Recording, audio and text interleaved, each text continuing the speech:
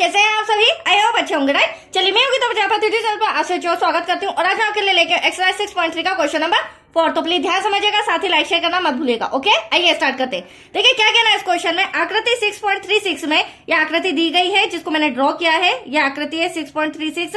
इसमें हमें QR upon में QS बराबर QT अपॉन में PR बताया तथा एंगल 1 बराबर बताया एंगल 2 के। अब दर्शाइए कि मतलब कि सिद्ध कीजिए त्रिभुज PQS समरूप होना चाहिए त्रिभुज TQR के। तो आइए ड्रॉ में समझ लेते हैं। सबसे पहले हमें क्या दिया गया है, जो QR भुजा है। आप देख सकते हैं ये बड़ी भुजा अपॉन में छोटी भुजा QS बराबर होनी चाहिए QT, ये रही QT अपॉन में PR के। तो सबसे इंपॉर्टेंट पॉइंट मैं आपको एक हिंट देती हूँ, ये जो हमें यहाँ पर बड़ी भुजा के साथ PR दिया गया है, तो यहाँ बड़ी भुजा के साथ हमें क्या लाना होगा, छोटी भुजा। मतलब कि यहाँ पे हमें इसे चेंज करके QP लाना होगा। जैसे ही हम QP ले आएंगे, हम इस छोटे वाले त्रिभुज PQS को समरूप बता देंगे TQR के, क्योंकि इन दोनों त्रिभुज को हमें आपस में समरूप सिद्ध करके बताना है। तो मैंने आपको हिंट दे दी है, दैट्स क्लियर। तो चलिए स्टार्ट करते हैं। अब जो दिया गया है और जो सिद्ध करना है वो हम रिटर्न कर लेते हैं बच्चों।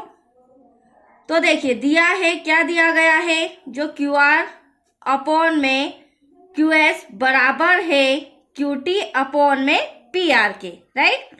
यहाँ पर हमें साइड चेंज दे दी। हाँ, अगर ये साइड PQ होती या QP होती तो हम इजीली इसे सिद्ध कर देते, हमें दिक्कत नहीं आती।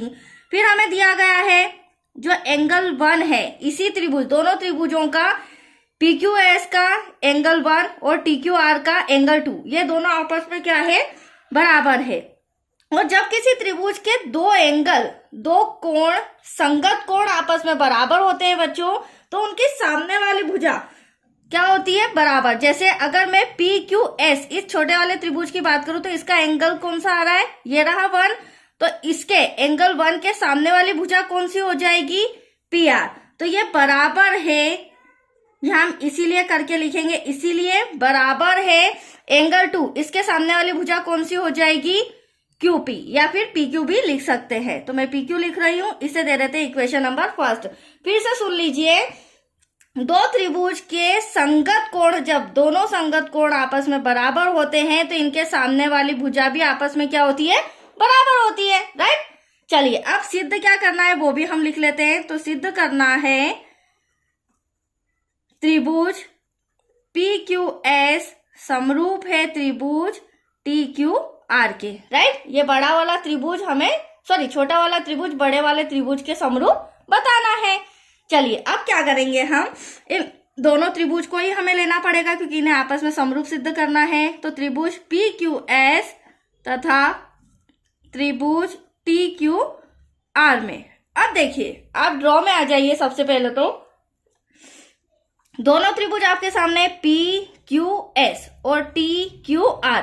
अब यहाँ पे कहीं ना कहीं जो एंगल Q है वो हमें कॉमन नजर आ रहा है। मतलब ये एंगल ऐसा है जिससे दो त्रिभुज बन रहे हैं, एक तो PQS और दूसरा TQR। तो यहाँ पर एंगल Q बराबर है एंगल Q के, जिसे हम उभयनिष्ठ कोण कहेंगे। क्या कहेंगे, उभयनिष्ठ कोण। तो यहाँ पर लिखेंगे एंगल Q बराबर है एंगल Q के, ब्रैकेट में आ जाएगा उभयनिष्ठ कोण।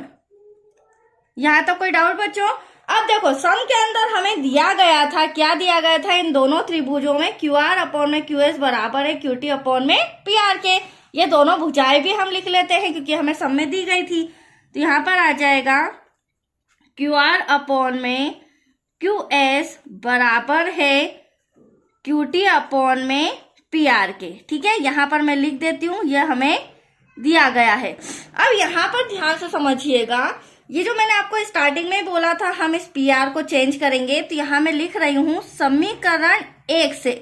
आप देख सकते हैं समीकरण 1 मैंने यहाँ पर दिया था, PR भुजा को किसके बराबर बताया था, PQ के।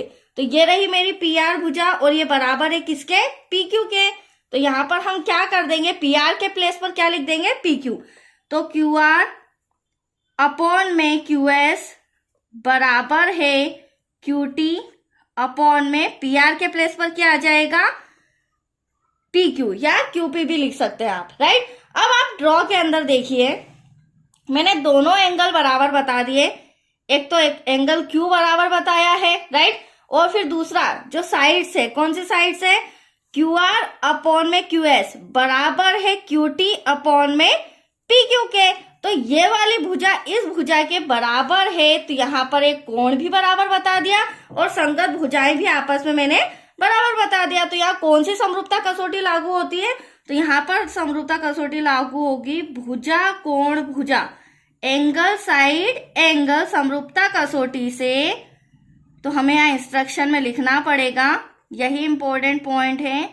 समरूपता कसौटी से जो त्रिभुज PQS है वह समरूप है त्रिभुज TQR के। That's clear. और यही हमें सिद्ध करना था, तो लास्ट में हम यहाँ लिख देते हैं, इसीलिए त्रिभुज PQS समरूप है त्रिभुज TQR के। इति सिद्धम। तो आया आपको समझ में बच्चों? बहुत ही सिंपल सा सम था, कंप्लीट हो चुका है।